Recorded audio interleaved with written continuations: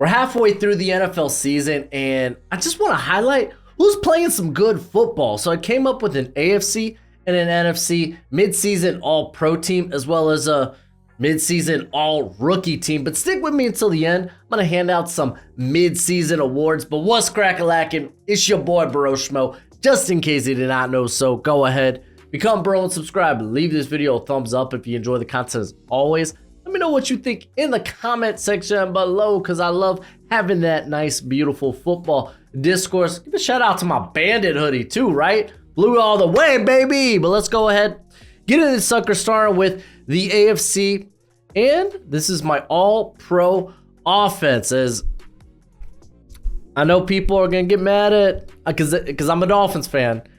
And I got Tua here as the top quarterback so far in the AFC, and I mean the dude leads the NFL in touchdowns while he's tied with Kirk Cousins. RIP, baby. RIP to the season at least. And we'll talk about Kirk Cousins a little later when we get to the NFC. But like, no one's really touching him in the AFC as of right now when it comes to like touchdowns, big time throws. Like Mahomes and Allen are the next closest, but he was just having a really, really good season. And running back, I ended up landing on Travis Etienne. Just kind of edged out my other Dolphin, Raheem Mostert. So you know I'm not biased. I didn't take Raheem Mostert. Travis Etienne's just playing great in all facets of the game. I think he's scored like a touchdown in like the last 4 games. I think him and Raheem Mostert have very similar statistics going into the year, or at least at this point in the season. Mostert has like 3 fumbles though, and that kind of became the separator there. But I gotta give a shout out to Travis Etienne. He was my I think he was my top running back. Him or Javonte Williams, I can't remember now. I'm pretty sure it was Etienne. I was a big Etienne fan. But looking at the receivers, it's gotta be Tyreek Hill, man. There ain't no one playing better than Tyreek Hill. Someone's coming close though, and we'll talk about them when we get to the NFC, but he's the only receiver with over 1,000 yards. I believe he leads the NFL in receiving touchdowns. Yes, he does. Yeah, there's a couple of people that come close, but he leads the NFL currently in receiving touchdowns. And there's no doubt that Tyreek Hill would be on this all-pro team. And again, this is midseason, and I included a flex. I wanted to leave an option open for maybe another tight end or running back that kind of emerged, but ultimately I just ended up settling on a receiver. And the receivers I got there are Stephon Diggs, having a good year. Really, really is. I think he is currently 4th in the NFL in receiving yards.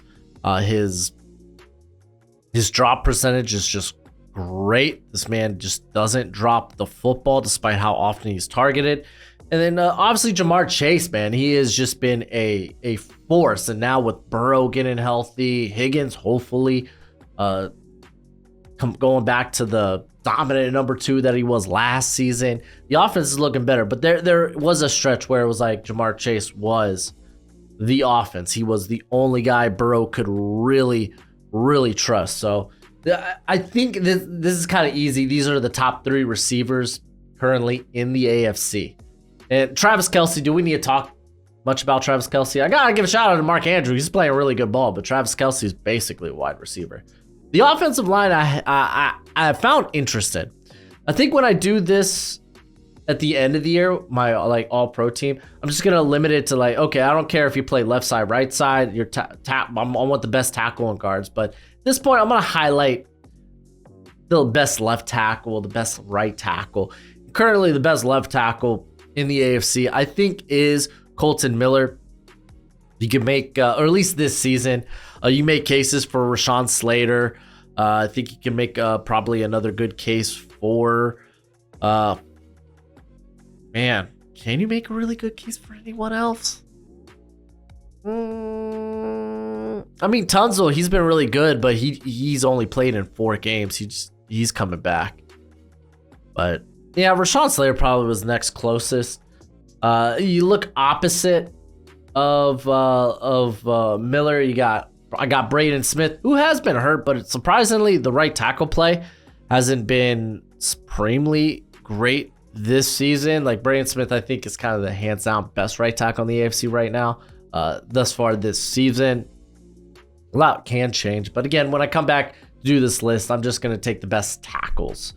At left guard, it's Joe Tooney. He's playing really, really good football.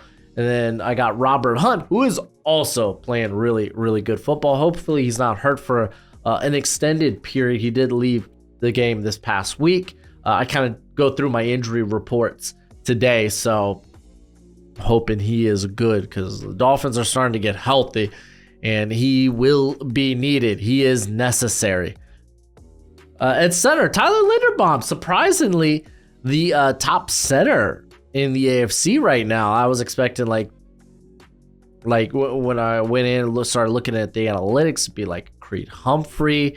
But no, man, Creed Humphrey, like he's playing good football too, but man, stinking Linderbaum. Dude is doing great. Ryan Kelly's been really good ever since returning. I think he was out a couple of games. I think it was a concussion. Not positive. Don't quote me. And hey, look, I'm giving a shout out to the kickers and punters in this video. Kicker Harrison Buckner has just been fabulous. I think no one has hit or no one is perfect on the season with as many 50-plus yard field goals as Buckner, or at least in the AFC.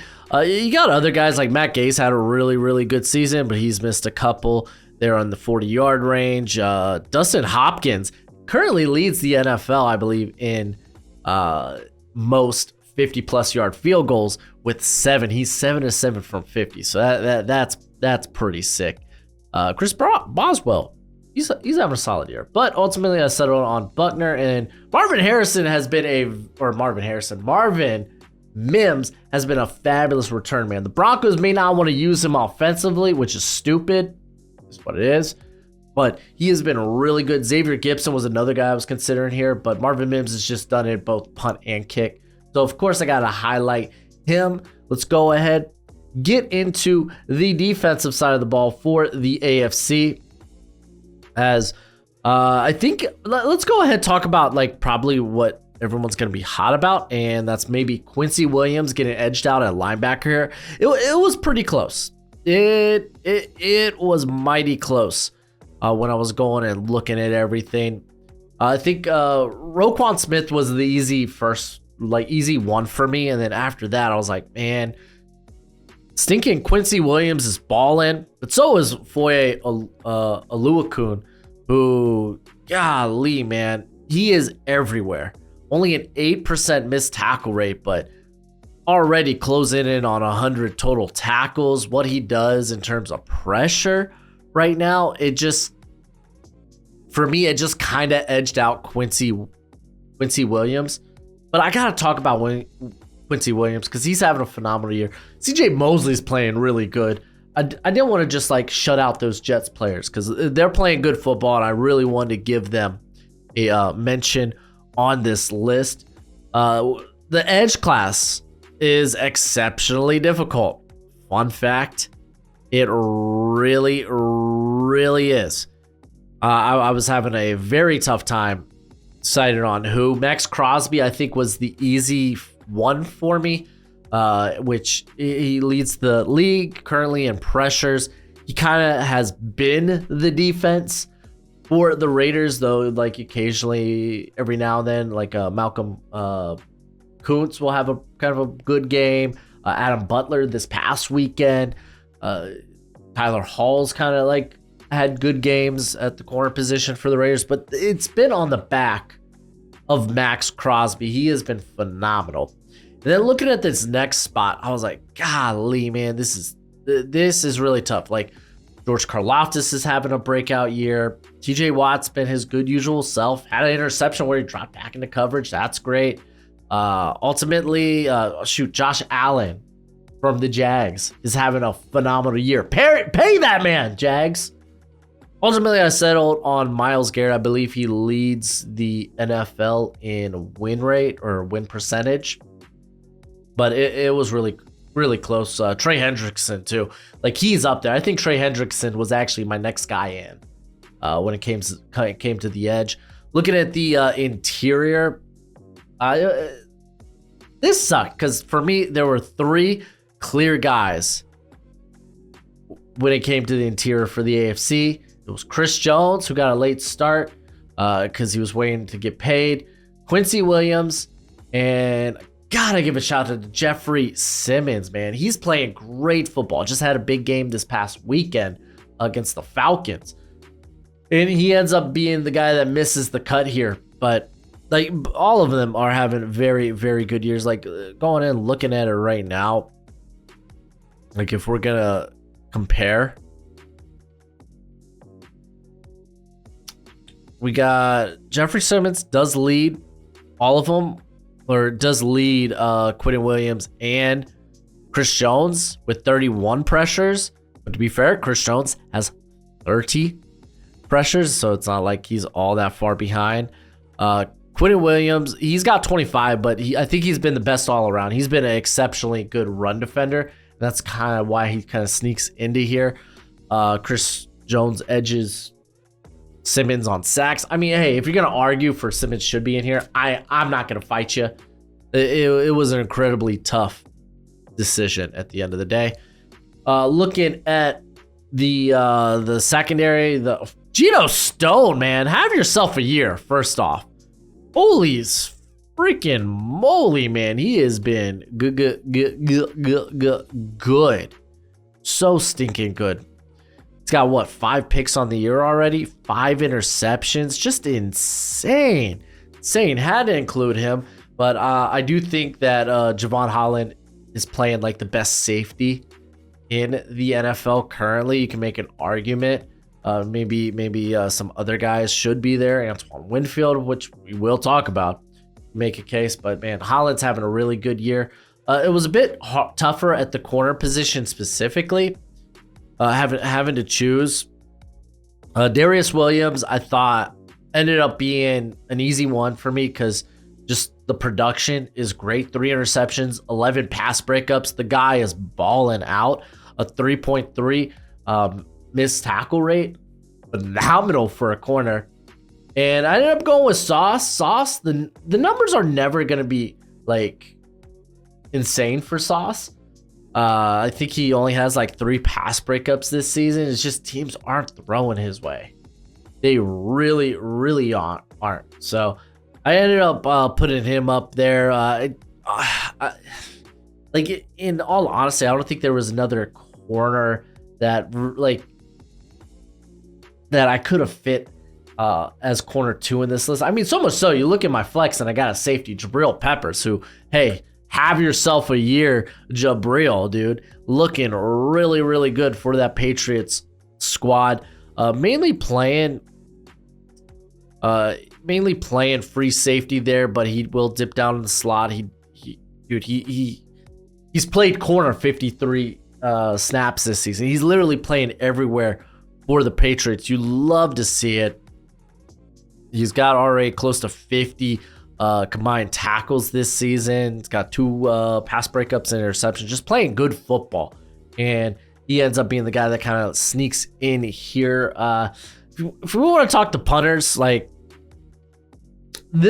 for this was kind of a toss-up. I ended up going with the Jags punter, but you can make a case for like AJ Cole from the Raiders, Sam Martin from the Bills. Both those guys are having great years. I'm not going to fight you on which punter you prefer. I ended up just going with the Jags.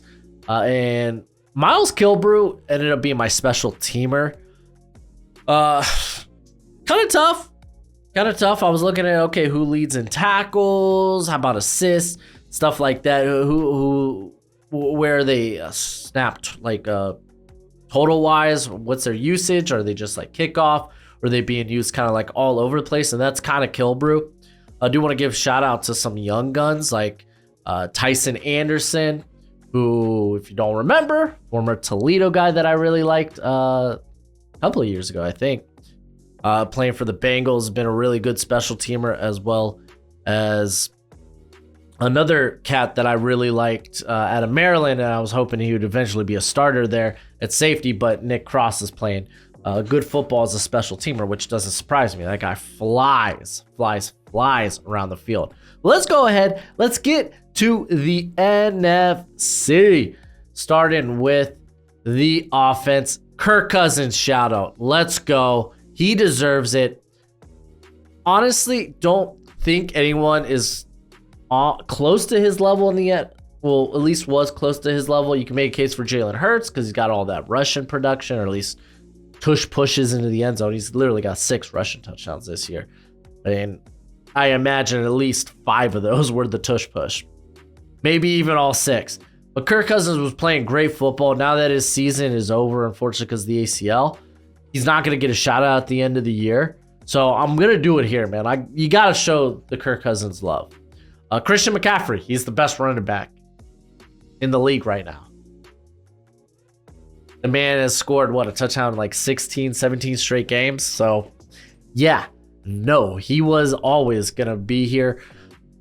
Looking at the receivers, A.J. Brown was that guy that I was talking about. That's right up there with Tyreek. A.J. Brown's been dominant. I think he has over 120 yards in his last, 5 games. He's right behind Tyreek Hill. He does have, I think, 5 touchdowns. I think it's 5 touchdowns. I can look right now. 5 touchdowns. So he's behind Tyreek a little bit in that regard, but AJ Brown's turned it on, man. If we're talking MVP race, you gotta throw his name up there. Brandon Ayuk's having a breakout career year. We always knew he was very good. Now he's oh wow, no, this guy is. We're talking top 15, maybe top 10. He's playing really, really good football. And I ended up going with CD Lamb as my flex. Okay, I got George Kittle as my tight end. TJ Hawkinson was the other guy that was probably going to vie for that. Ultimately, I went with Kittle because he's just better all around. He's a better blocker and whatnot. But TJ Hawkinson, his numbers aren't good enough to warrant a flex. And there wasn't really another running back that I think would warrant a flex. So I was okay, going receiver, and I go with CeeDee Lamb. It was tough. I was choosing between him and DJ Moore, Puka Nacua.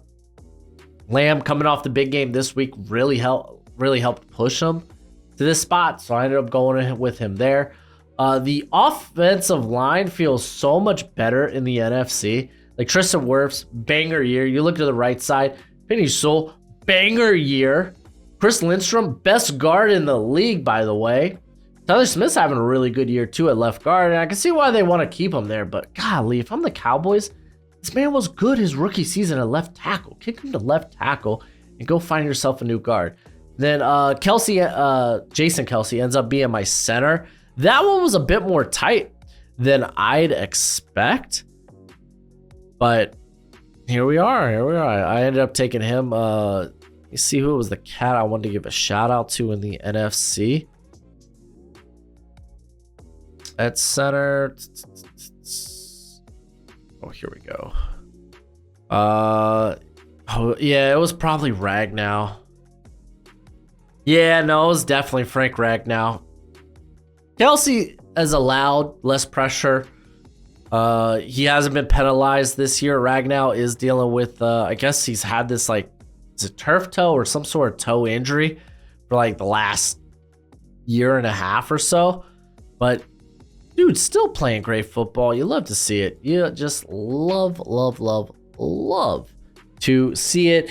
Place kicker, Brandon Aubrey for me, the Dallas kicker. He's playing good football. I think this was another case where it was a little bit close. Chase McLaughlin for Tampa Bay's played really good this year, but I don't think Aubrey's missed a field goal yet. Has missed an extra point, but hasn't missed a field goal yet. You could give shout out. So yeah, I want to give a shout out to McLaughlin, kicking well for the Buckaroonies. And then Rashid Shaheed is the return man. I'm just glad I could highlight Rashid Shaheed, because golly, man, he just had a phenomenal game against the Colts. Going to the defense, I mentioned it earlier. Antoine Winfield Jr. is up there in terms of who's the best safety in the league, or at least who's playing like the best safety this season. It's him and it's Javon Holland. Jesse Bates is a close second there. But for me, man, like Winfield's all over the field. Holland all over the stinking field. I want to talk corner real quick because I think Jalen Johnson was easily the one here. Easily playing for honestly a bad Bears defense. Playing exceptionally well. You go and look at his numbers. His completion rate allowed 42.3%. Phenomenal. A 5.9 missed tackle rate. That's insane for a corner. And then 2 interceptions, 2 pass breakups. Just solid. And I was kind of shocked that Kendall Fuller was actually playing good football. You just think of like Washington. I've watched a couple Washington games and they're kind of getting blown up, but it's mainly like your Emmanuel Forbes and your Benjamin St. Jude's. You look at Kendall's numbers; they're fairly solid. They really are. Like he's only he's allowing a completion rate of 66%, but he's securing a lot of tackles. Really is 5% missed tackle rate. He's got 2 interceptions, 2 pass breakups. Only allowed 200 yards in a year. That's actually fairly low for this corner class. But I included him here on the outside because I was like, okay, Devon Witherspoon, he's playing both outside and inside. So I'll just have him be my flex option because for me, he was kind of the next guy in. Cameron Bynum's also playing good football, but he's also, I think, allowed quite a bit of yard. I mean, yeah, it's not terrible, but for a safety, close to 300 yards allowed already. That's kind of high for a safety, but regardless, Devon Witherspoon has been him and Jalen Johnson are kind of the guys right now in the NFC, just playing out their mind, playing great. Witherspoon already 5 pass breakups on the year and an interception. He's allowed a 43% completion rate. Playing great football. Let's go to the linebacker position real quick here as Demaro Davis. He's he is beating off Father Time. That sounded incredibly dirty, but I'm keeping it in the video. This dude is a monster. He's great. He's got a 4% missed tackle rate. He's got 13 pressures, 2 sacks. He's up there at 50 total tackles. He's just playing good football. And for a linebacker that's allowing a completion rate of 63.6%, that's really good. Typically, your average linebacker is going to be somewhere between 70 to 80% in terms of completion rate allowed. He's at 63. Just great. Also, Bobby Wagner, another guy that is beaten back Father Time. There we go, PG version. He's just been really good as well. Fred Warner kind of just misses the cut here, but for me, Davis and Wagner are just playing a bit better. Let's go ahead to the defensive line. Micah Parsons, he's going to be up there in the defensive player of the year category. He's currently 5th in terms of pressure, 43%. He's in the top 5 of win rate when it comes to pass rush win rate. Dude's just playing really good football. Aiden Hutchinson, 2nd in the league in terms of pressure. Man, Jags, you should have took Aiden Hutchinson. You took Travon Walker. I don't know why I'm throwing shade there, but I'm throwing shade. He's playing really good. There's a couple of other guys that deserve to be mentioned there, like Nick Bosa. Definitely, he was the 3rd guy here. And after that, I feel like it's okay. It's a bit of not a bit of a drop off, but that's when you get into your okay. Here are the next group of guys like your Joshua Sweat, even Chase Young's playing really good, but Danielle Hunter deserves a shout out. Currently leading the NFL in sacks with 10, but his pressure rate just ain't up there. Neither is his win rate, but guys getting after it. But let's get to this interior. Dexter Lawrence is a monster. He is tied for 3rd in pressures this season. I think he leads this interior group with pass rush win rate. I'm going to actually take a quick gander at that real quick. Here we go, pass rush. But the dude just coming off a phenomenal game against the Jets, just utterly insane. Like, put some respect on this guy's name. He is one of, if not the best currently interior player in the league, and that's not to throw shade at Aaron Donald, because Aaron Donald's here the other guy on this list, but like no one's playing like he's playing. He has just been exceptionally good. Yes, Dexter Lawrence's pass rush win rate is the highest in the NFL for the interior position. It's the second highest. Daquan Jones, he's hurt for the rest of the year, was number one. If we look at pass rush win rate on true pass sets, it's Dexter Lawrence. Jalen Carter's right there with him, but Aaron Donald, he's still in he's in the top 4 of any of those discussions. I think he currently has more pressures on the season than Jalen Carter. Just going to confirm. Oh, yep, there you are. Yes, he does indeed, as Aaron Donald has 38. Aaron Donald also kind of in the same boat as Max Crosby, as well.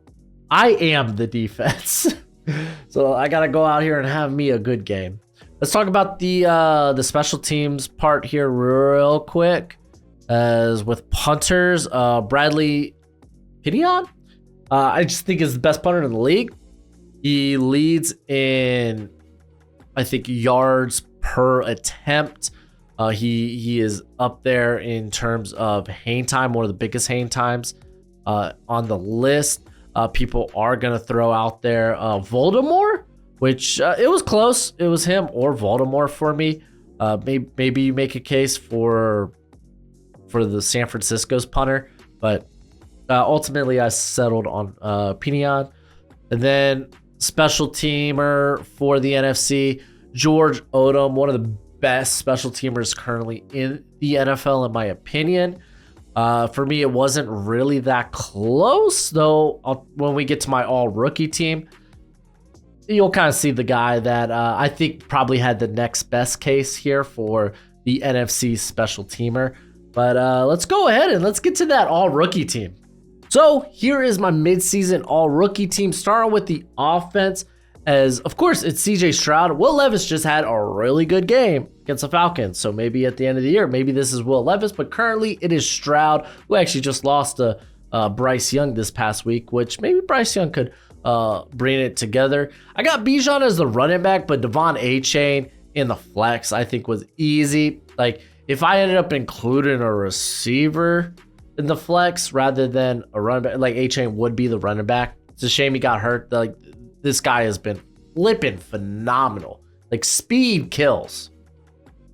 And it was a thing of beauty as a Dolphins fan. But I didn't really think there was another receiver that would sneak in here. Maybe Zay Flowers. Ugh.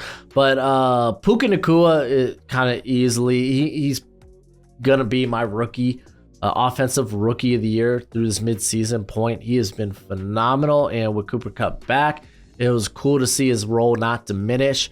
Jordan Addison has really turned it on. How those numbers now will look with, this week it's Jaren Hall. And then I imagine for the remainder of the season, it's going to be Joshua Dobbs. But Addison, I think he is currently tied for second in the NFL in touchdowns at 7. Sam Laporta, there is not a tight end that comes close. Though, watch out. There is a Dalton Kincaid on the way. Golly, he's having good games. And now, actually, Dawson Knox being on IR should kind of help his role there in the offense. So, Sam Laporta, going into this, you were alone, but now you are no longer. I just went with tackle. I didn't go with sides, like being specific with left tackle, right tackle for this, because there's not a lot of offensive line rookies that are starting. So you got Paris Johnson and DeJuan Jones both playing right tackle, both former Ohio State players. I wish Broderick Jones would get more playing time. What are the Steelers doing with Dan Moore starting ahead of him? It's just kind of silly to me. But I think I think Dwan Jones has looked really good, as has Paris Johnson. Darnell Wright, if he could continue to put it together, like we'll see. We'll see if he can get in this conversation. But going to the interior, I have Peter Skoronski, who, how many snaps have you played this season, Mr. Skoronski? Oh, I'm only looking at AFC. There we go. Peter Skoronski has played 248 snaps. For the most part, like all of them have been a left guard, and he's probably been the best left guard thus far, or the best guard thus far this season. You could also make a case best offensive lineman thus far this season. Anthony Bradford still putting it together as a pass protector, but shoot, man, this dude coming out looking like a great run blocker, and that's why the Seahawks love having him. And then Jared Patterson. Give him a round of applause for freaking Jared Patterson being able to be this solid. Not like wasn't initially expected to start. It was going to be Juice Scruggs, but Patterson has held up nicely. Like, am I saying he is like great? Oh, heck no. Oh, goodness me. Nah. But I think he's done a very good job, and the Texans probably feel like they have a really good depth player now on the squad. A very good backup. Olusegun Oluwatimi just kind of needs more snaps. He didn't hit my snap threshold to make this list. What do you know? Return men. Marvin Mims. He was in my all-pro for the AFC, so yeah, he's going to be here. And then Anders Carlson. When it came to kickers, there have been a couple. Let me pull it up specifically. There have been 4 altogether. Like Jake Moody's probably the next guy you want to consider, but he had a really bad stretch, or he has had a bad stretch for the Niners while they've been on this losing streak, like missing 2 games against Cleveland, with one being the game winner. So kind of big. Like Carlson's been very solid for the Packers. Moving to the defensive side of the football, of course, Jalen Carter. He's going to be defensive player, rookie of the year for me. Guy's having a phenomenal year. He currently is second in total pressures among this draft class with 28. Byron Young, I got to give a shout out to him. He currently leads all rookies in pressures. It's just his win rate's really bad. It's like 9%. So will your Will Anderson and your Tuli Piloto edge him out in that regard? And to be fair, they're not too far behind him in terms of pressures, as Tuli has 22 and Will has 25. Keanu Benton ends up being the other interior player here for me. You could try to make a case for Brian Brazee, and I'd probably be like, nah, like the more all-around player has been Keanu Benton. He was Brian Brazee is gonna be he's gonna be a good player. Don't get me wrong, but I think Benton's kind of outplayed him at this point. Linebacker. I really should have just done one linebacker. Like in hindsight, because the position has not been good this year for rookies. Ivan Pace Jr. has been phenomenal. He's been amazing, and I want to see him play more football. But like, if I had to pick another guy on this list, like it came down to, because just the linebacker play hasn't been good. It came down to Jack Campbell and Dorian Williams. Jack Campbell has double the amount of snaps as Dorian Williams, but I think Williams probably played better. Like Jack Campbell is still kind of put it together. He has been a bit of a liability in coverage. So like, it's really a toss-up. Ends up being a toss-up. When it comes to the corners, I want to give a shout out to Christian Gonzalez, who had the season-ending injury. We're not going to see him probably on this list at the end of the year. So you had to give him his flowers here. Joey Porter starting to get more playing time. That's great. He deserves it. He's wonderful. He's the best corner on Pittsburgh right now. Devon Witherspoon, we kind of already touched up on him in the All-Pro section for the NFC. Brian Branch playing great football, mainly as a slot, but not a lot of safeties. In fact, not a lot of safeties are playing a lot of snaps. The guys that currently lead in snaps at the safety position are Jordan Howden, who's actually been really good for the for the Saints, and you got like Marte Mapu, who's kind of played all over the place for the Patriots, and Sidney Brown. And I still, when you look at those three guys, probably the best among them thus far has been Howden. Gotta give Branch his flowers. When it came to rookie punters, I was looking at this list and you had 5 guys that qualified. And I think probably Bryson Barring might be the next closest. You could also make a case for Brad Robbins, but at the end of the day, like Ethan Evans for the Rams just has better numbers than them in almost every category. Barron does have a lot of punts inside the 20 though. But yeah, so I'm going with him there as the rookie punter. Jarek Reed is very, very close to George Odom in terms of tackles, assists. It's just he hasn't had as many opportunities as Odom, as Odom has an extra game on him.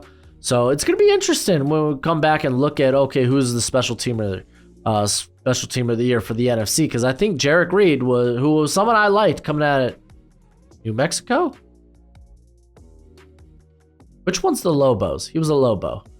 I think New Mexico State's the Aggies, but he was a Lobo. Let's go with that. Coming out as a bit of an undersized safety, I was like, man, this guy just plays hella good though. This guy's all over the field, and you like instantly you look at that, it's like, man, he's gonna be a really good special teamer. That's what gets you drafted, man. It really does. But let's go ahead, go over my awards. I already given you my rookie of the year or my offensive and defensive rookie of the year with Puka Nacua and Jalen Carter. But my MVP is Tyreek freaking Hill. I don't think there's a quarterback that deserves it. Right now, Tyreek Hill is on his way to 2,000 receiving yards. But fun fact, if you were like, you can't pick Tyreek Hill, my MVP would be AJ Brown. That's where I'm at. Offensive player of the year is Tyreek Hill as well. Defensive player of the year, it's Max Crosby for me. I don't think anyone else is putting the team on his back like Max Crosby. And I kind of like highlighted that at the beginning of the video, but man, good on him. Comeback player of the year, it's Tua Tagovailoa, who he's playing great football after just, let's just call it a rocky year last year. I know a lot of people are gonna want to say like DeMar Hamlin, and he's had a great recovery, but the dude's played only like 18 special team snaps this year. He hasn't played a snap on defense or anything. He hasn't been active for some games. Like he's a great story and all, but like for this award, I feel like Tua probably fits that more. AFC head coach of the year for me is Mike McDaniel. You can make a case for guys like DeMeco Ryans and Robert Saleh, who have their teams playing really good football. But you could even talk about Peterson for Jacksonville, but Mike McDaniel has this offense on record pace. That's kind of the difference. NFC for me is Dan Campbell. And if you were going to ask me to pick between the two, I'd probably go Dan Campbell, man. He's one of my favorite coaches in the league. He's got this Lions team playing hard, playing good. It feels like, hey, the Lions are good. They're good. Wow. A wild world we live in. And then I went ahead. I wanted to throw this one on the list. My GM of the year. It's Howie Roseman, man. The man just gets things done when it comes to how he drafts. Because I'm gonna kind of include that in this with this award. How he drafted, how he with the guys he picked up as UDFAs, he did a wonderful job with as well. And just how he continues to get value, man. How he continues to just hoard picks, and how he can turn those into like, okay, let me get okay, we're struggling in this area. Let me get a really good starter, maybe for a 1-year rental potentially, or maybe restructure him, because he did that with his 2 corners just this past off season. Like, I just don't think any other GM is just like, no one is the swindler. Is this man is like, he just knows how to get value. Howie Roseman honestly is my favorite GM in the league currently. So there it is. That's it for the video. Go ahead, do that YouTube thing. Gotta give a shout out to Underdog Fantasy. Thank you for being the sponsor of the video. But until next time, you be easy, my friends. Later.